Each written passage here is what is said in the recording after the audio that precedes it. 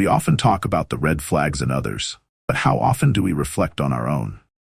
A person can't truly be on a journey of self-improvement if they avoid looking at their own red flags. That's right. All that self-improvement means nothing if you're not brutally honest with yourself. I remember a time when I believed I didn't need to change. I thought people should accept me as I was, and if they didn't, it was their problem. But here's the crazy part. I was filled with anger and unresolved trauma. I was aggressive, and I hurt many people, yet I convinced myself I had no red flags. I never took the time to self-reflect or take responsibility for my actions. One day, I found myself completely alone. I looked in the mirror and realized I didn't like the person I had become.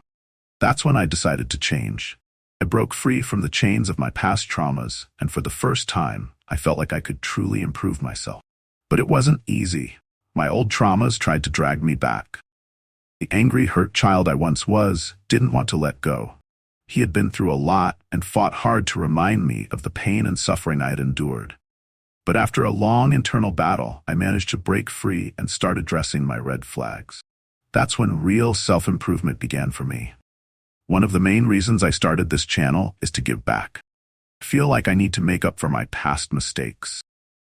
There's so much I could share about overcoming trauma, but that's for another time. If you're interested, drop a comment and subscribe to the channel. Now, before I dive into the red flags to watch for, remember this. Your environment, family trauma, and bad habits don't define who you are. Sure, they can influence you, but they are not you. Don't use them as excuses to hold yourself back. Let's talk about 4 red flags you need to be aware of in yourself. 1. Avoidant attachment. As humans, we need connection, whether it's brotherhood, romantic relationships, or family ties. But if you have an avoidant attachment style, you might be emotionally distant. You may appear confident and independent, but in reality, you struggle to form deep, meaningful connections with others. This often ties back to how we were raised. Ideally, a mother provides both love and the space for her child to express emotion. If this wasn't your experience, you may find it hard to empathize with others or feel uncomfortable showing care. I used to be that way. I was self-sufficient, but I lacked the ability to truly connect with others. If you grew up in a single-parent household, especially with a single mother trying to play both roles, you might recognize this in yourself. It's a difficult situation because no one can be both a father and a mother. Trying to do both often leads to struggles in providing the emotional nurturing needed for healthy attachment. 1. Reflect on yourself. If you struggle to connect with people, the issue might not be the world around you. It could be something within yourself. 2. Negative self-talk. Talking down to yourself can seriously hold you back from reaching your full potential. It doesn't just keep you from growing, but it can also lead to mental health issues like low motivation and even depression. Plus, negativity tends to affect those around you. If you often make self-deprecating jokes or belittle yourself, it's not only damaging to you, but it also harms the people who care about you. One way to break this cycle is to practice mindfulness and be kinder in your thoughts. 3. Oversized ego. As you work on improving your life, it's easy to develop an inflated sense of superiority, especially when you see others who seem less driven. But be careful. This mindset can lead to underestimating people.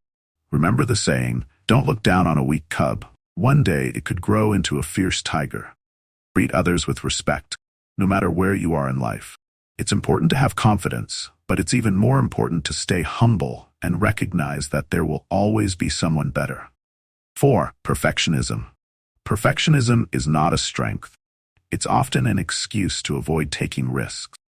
Nothing will ever be truly perfect.